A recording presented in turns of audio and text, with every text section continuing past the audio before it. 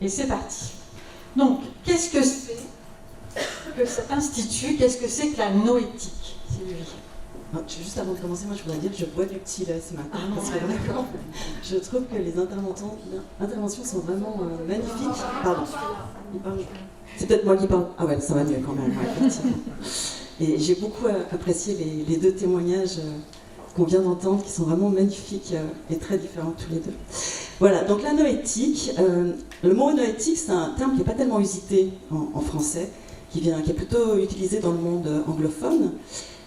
Qui vient en fait du grec ancien, qui veut dire du mot noésis, qui veut dire l'acte d'intelligence par lequel on pense. Donc c'est tout ce qui se rapporte à la pensée et à l'esprit, mais avec une connotation clairement spirituelle. Donc les sciences noétiques, c'est les sciences qui vont essayer d'approcher ce mystère de la conscience, essayer de comprendre ce qu'est la conscience, quelle est la réelle nature de la conscience, en alliant à la fois une approche qui se veut vraiment scientifique, mais en alliant aussi une approche spirituelle. Et là, je prends vraiment le terme spirituel avec beaucoup de guillemets, un petit peu comme Laurence Baranski l'a présenté ce matin, c'est-à-dire vraiment très très loin des religions. C'est un questionnement qui peut être philosophique, existentiel, voire métaphysique, pour approcher cette question qu'on ne peut pas approcher uniquement d'un point de vue uniquement rationnel et scientifique. D'accord. Donc les objectifs en fait du coup de cet institut, c'est, si j'ai bien compris, d'étudier en fait toutes les expériences non ordinaires de la conscience, quelles sont ses principales missions? Alors effectivement, la première mission de l'Institut, enfin moi quand je l'ai créé, maintenant il aura 20 ans l'année prochaine, c'était la recherche scientifique. Donc l'idée c'était d'essayer justement d'étudier ce phénomène de la conscience par le biais des états modifiés de conscience dits non ordinaires, comme le sont justement les expériences de mort imminente, les sorties hors du corps et tous ces phénomènes extrêmement étonnants, parce que ce sont justement des expériences qui remettent en question ce dogme classique dont on a aussi déjà entendu parler ce matin, ce dogme central des neurosciences qui postule que la conscience serait une production de l'activité cérébrale. Donc tous ces phénomènes sont un peu un grain de sable dans cette mécanique assez bien rodée des neurosciences qui existent depuis plusieurs décennies. Et donc voilà, en passant par ces états modifiés de conscience, l'idée c'est d'approcher le mystère de la conscience. Le deuxième but, qui est finalement pas le deuxième, il est aussi important que le premier pour moi, c'est de venir en aide à toutes les personnes qui sont confrontées à ce type de phénomènes, qui sont des phénomènes qui peuvent être extrêmement perturbants, déstabilisants, de venir en aide aussi à leurs familles, aux proches. On l'a vu, hein, pour les proches, c'est pas forcément facile d'accueillir ça. Et ça se fait, donc on apporte une écoute, un accueil, une écoute, et si nécessaire un soutien psychothérapeutique, puisque je travaille avec Claude-Charles Fourier, donc, qui est psychothérapeute. Et ça se fait de deux manières, soit à travers des consultations privées, ça peut être simplement des échanges pour témoigner, ou ça peut aller jusqu'à la thérapie. Et puis c'est aussi des réunions mensuelles d'expérienceurs, mais qui sont ouvertes à tout le monde, donc toujours dans cette volonté de mieux faire connaître ces phénomènes.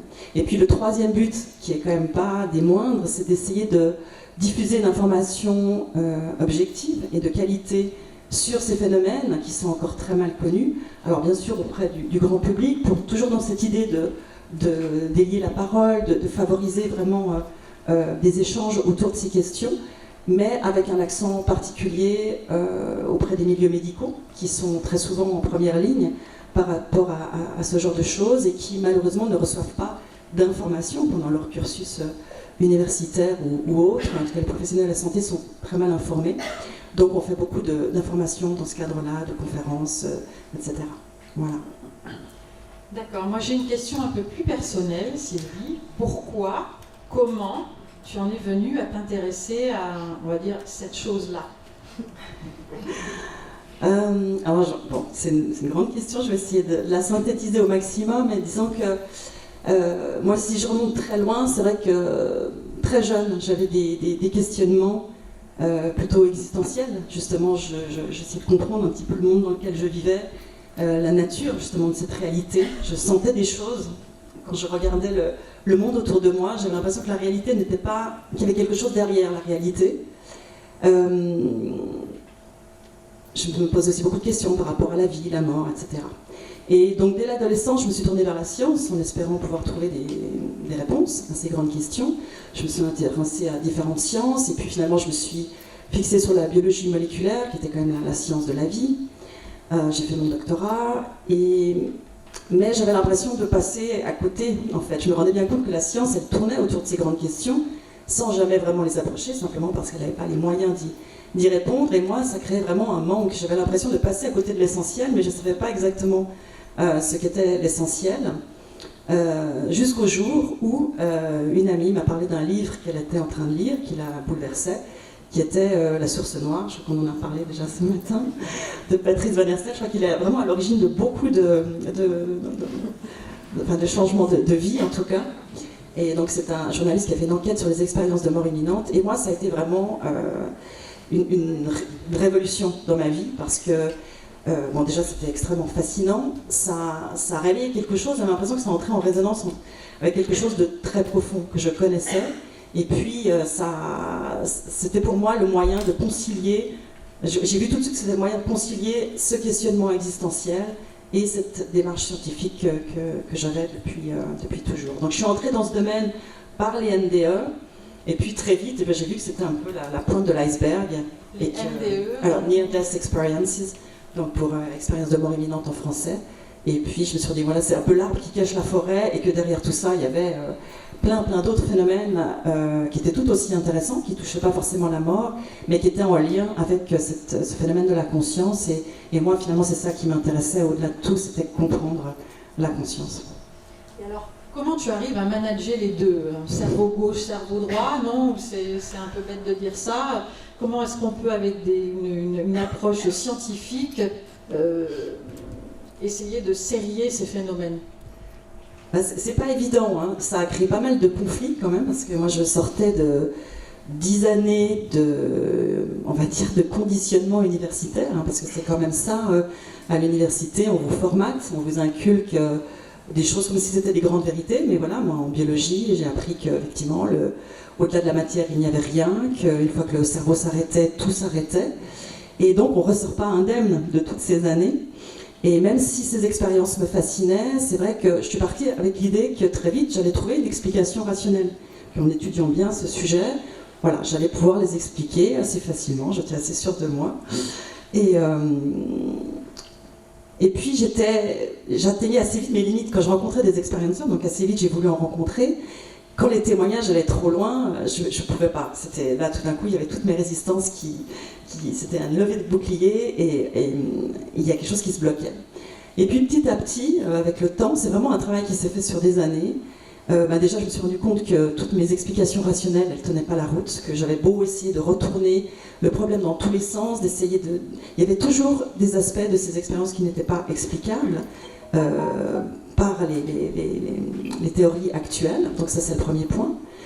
Ensuite, il y a eu tous les travaux qu'on a menés. Je pense que je vais en reparler après, notamment avec Nicolas Fraisse, sur les sortir du corps, qui m'ont énormément ébranlé, parce que après, d'être confronté en direct à ça remet bien les choses en question. Et puis finalement, je crois que, on l'a aussi un peu évoqué ce matin, il y a un moment où, pour vraiment entrer justement dans quelque chose de plus profond, il faut sortir de l'intellect. Et il y a un moment où je suis entrée moi-même dans une forme d'expérience. Des petites choses, pas forcément des choses très spectaculaires, mais il y a un moment où ça entre dans un vécu.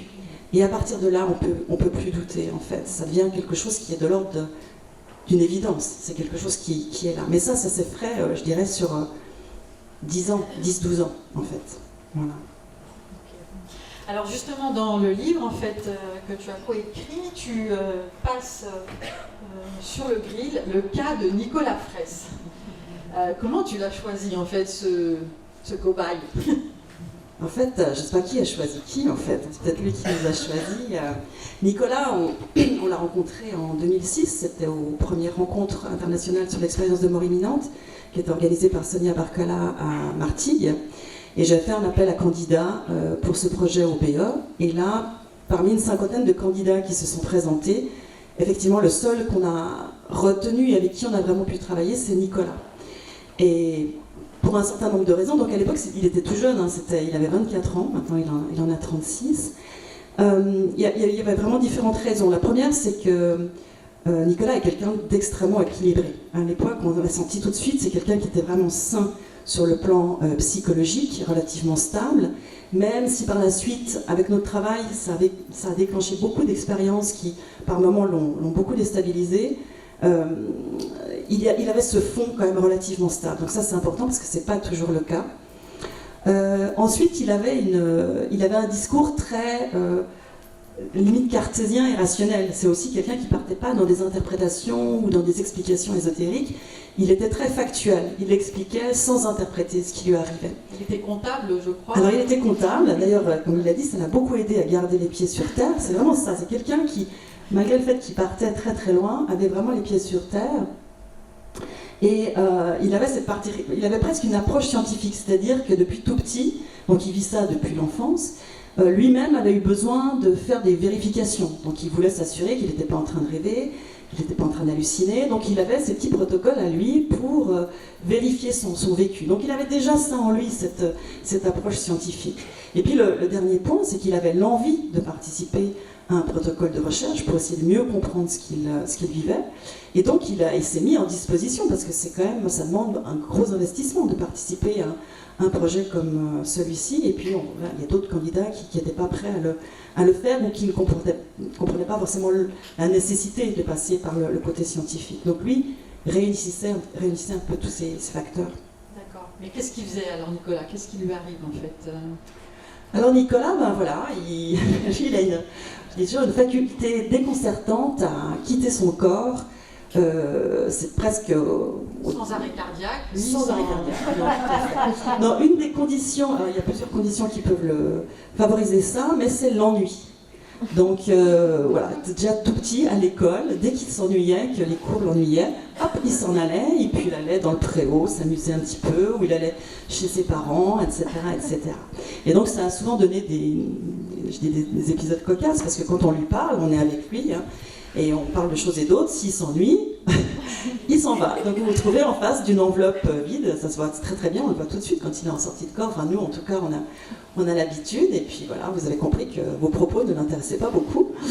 Et voilà, il s'en va. Et puis il y a d'autres choses, des fois la curiosité aussi. Ça peut, il est assez curieux, donc il a envie de savoir ce qui se passe dans la pièce d'à côté, il y va. Voilà, des choses comme ça. D'accord. Donc en fait, vous avez comme ça regardé pendant 10 ans se faire ses sorties de corps, ou aller visiter, je ne sais pas, des lieux que vous avez pu vérifier. Enfin, Alors, quelles ont été en fait les expériences les plus déconcertantes par rapport à ça? Parce que j'imagine que quand même ça doit frapper. Oui, c'est-à-dire que ça, tout ce que je peux raconter là, c'est des anecdotes. Et nous, l'idée, c'était avec ce projet, et moi, le rêve que j'avais depuis que j'ai commencé à m'intéresser à ces phénomènes, c'était de pouvoir prouver la réalité du phénomène. C'est-à-dire de se dire, c'est pas simplement une hallucination. Et pour cela, il fallait mettre en place vraiment un protocole scientifique. Donc, on a monté un protocole avec un dispositif avec 2 ordinateurs connectés. Donc une procédure complètement informatisée pour éliminer le facteur humain, en double aveugle, où effectivement Nicolas devait se déplacer dans la pièce d'à côté et aller voir une image qui était projetée, alors que même nous ne connaissions pas cette image au moment des tests, de revenir, de nous raconter ce qui s'était passé, et ensuite de l'identifier parmi 20 images, okay. Identifier l'image cible parmi ces 20 images. Et donc ça a été une entreprise assez longue, parce que nous on pensait, dit comme ça paraît extrêmement simple, on se dit ben oui, c'est pas compliqué, on va faire ça. Moi je pensais qu'en une année c'était bouclé, et puis en fait voilà, on s'est heurté à plein de problèmes, et le principal c'est que souvent les gens ont l'impression qu'ils peuvent faire ça à volonté. Mais en fait là, le faire vraiment à la demande, c'est-à-dire que des scientifiques vous disent bon ben maintenant, voilà, il faut sortir de ton corps, alors qu'on vous observe, par moments il avait des électrodes sur la tête, il y a un enjeu, il y a une pression psychologique, tout d'un coup c'était beaucoup plus compliqué. Donc il y a eu tout un travail pour le mettre en confiance, pour lui apprendre à maîtriser le phénomène, donc ça a été quelque chose de très très long. Ok. Et alors du coup, pendant 10 ans, il a évolué aussi, j'imagine, Nicolas. Il a intégré sa faculté, puisqu'il n'était pas forcément, peut-être qu'il imaginait qu'on avait tous la même, mais en tous les cas, comment est-ce qu'il a, tu racontes qu'en fait, finalement, pendant toutes ces années où tu étudies son cas, lui aussi, il se remet en question. Il traverse il traverse la vie, donc des épreuves. Il se transforme en fait. Voilà. C'est un vrai processus de transformation que tu as également finalement eu sous les yeux pendant ces 10 années. Oui, souvent on dit on s'est transformés tous les trois. Ça a été, avant d'être une expérience, une aventure scientifique, ça a été vraiment une aventure humaine. Et ce qui s'est passé, c'est comme je l'ai dit, on a accompagné Nicolas il n'aurait jamais été aussi loin tout seul, parce que je pense qu'il aurait pas osé. On a été un petit peu des filets de sécurité pour lui. Et on l'a accompagné d'une part dans un travail d'introspection, d'analyse, d'observation, pour mieux comprendre quand ces phénomènes se manifestaient, comment ils se manifestaient, pourquoi, comment il pouvait les maîtriser. Et dans ce travail, il y a eu aussi toute une part d'introspection personnelle, de développement personnel, et ça a été plus le travail de mon collègue, donc Claude Charles Fourier, qui est psychothérapeute, comme je l'ai dit, et qui l'a vraiment accompagné dans un travail de connaissance de soi. Donc il y a eu tout ça qui lui a apporté énormément sur le plan personnel. Et puis on l'a aussi initié à des choses comme la méditation. Enfin, il en faisait déjà un petit peu, mais on lui a vraiment montré à quel point c'était essentiel, parce que par moments son mental partait dans tous les sens. Je veux dire, il a vécu vraiment des choses très fortes, hein. Il s'est retrouvé dans le corps d'autres personnes. Enfin, il y a eu des épisodes qui étaient très très difficiles à vivre, où on lui a donné des outils comme ça pour arriver à rester zen, on va dire, à rester calme, à calmer son mental. Et tout cela, vraiment, tout ce travail l'a amené à une réelle transformation. C'est vrai que c'est plus le même jeune homme qu'on avait il y a 12 ans. Il a donc évolué, toi aussi, finalement, au cours de ces 10 ans. Quand on lit ton livre, qui est construit comme une enquête, en fait, on s'aperçoit vraiment que la conscience se délocalise. Donc, voilà, comme on l'a vu jusqu'à présent. Elle se délocalise, elle est délocalisée. Comment est-ce que tu expliques tout? Comment est-ce que tu peux expliquer ça, toi, en fait, d'une façon, on va dire, voilà, logique et cartésienne, si c'est possible? Moi, je n'ai pas la prétention d'expliquer. Où est-ce qu'elle est, en fait, cette conscience? Déjà, je voudrais juste si elle n'est pas vraiment dans notre cerveau, où est-ce qu'elle est? Juste préciser que nous, on n'estime pas qu'on a prouvé la délocalisation avec notre protocole. Donc là, je n'ai pas parlé des résultats, mais on a eu des résultats extrêmement probants avec ce dispositif en double aveugle. Mais tout ce qu'on a montré, c'est que la conscience de Nicolas était capable de faire des choses qui n'étaient pas explicables avec nos théories actuelles, en fait, de la conscience. Mais on n'a pas formellement prouvé qu'il était capable de sortir de son corps. Ça, c'est la deuxième phase et à laquelle on aimerait vraiment pouvoir s'atteler. Le problème, c'est qu'on a des problèmes de financement actuellement, donc on cherche un petit peu les moyens de pouvoir faire ça. Mais c'est vrai que tout va dans ce sens. On va dire que tout ça suggère effectivement parce que lui, il vit d'autres phénomènes, et lui, il a vraiment cette sensation qu'il sort de son corps. Mais c'est pour l'instant quelque chose de subjectif. Alors si la conscience, elle n'est pas dans le corps, après on est vraiment dans la théorie, mais moi je dirais que pour moi la conscience, elle est partout. C'est une donnée fondamentale de l'univers, si on peut dire, mais elle est à la fois, parce que souvent on entend dire qu'elle est hors espace-temps. Pour moi, elle est effectivement hors espace-temps, c'est-à-dire qu'elle peut appartenir à ce vide quantique, par exemple, qui est décrit en physique, hein, qui ce serait cette dimension d'information pure où il y aurait tous les potentiels, toutes les potentialités non réalisées qui existeraient. Donc la conscience, effectivement, on peut penser qu'elle appartient à cette dimension-là, mais elle appartient aussi à l'espace-temps, c'est-à-dire pour moi, elle baigne notre univers, elle est dans la matière, elle est partout dans la matière. Pour moi, c'est la trame même de la réalité, c'est le substrat de la réalité. C'est à partir de là que tout émerge et probablement que la conscience se cristallise, que la matière, excusez-moi, se cristallise. Mais voilà, on est dans l'ordre de la... Après, ça part dans des ressentis et une cohérence qui se dégage de la majorité des témoignages et de ce que ressentent les gens dans ces véhicules. Après, on n'a pas de preuve de tout ça. D'accord, donc tu rappelais justement que la fondation, c'est la fondation ou l'institut? C'est une fondation reconnue du Fondation, public. voilà. Ouais. Donc elle fonctionne grâce à des dons. dons privés. Des dons, ouais. Voilà, donc, Ils sont les bienvenus. ils sont les bienvenus pour continuer ces recherches. Voilà. Merci beaucoup, Céline. Merci à toi.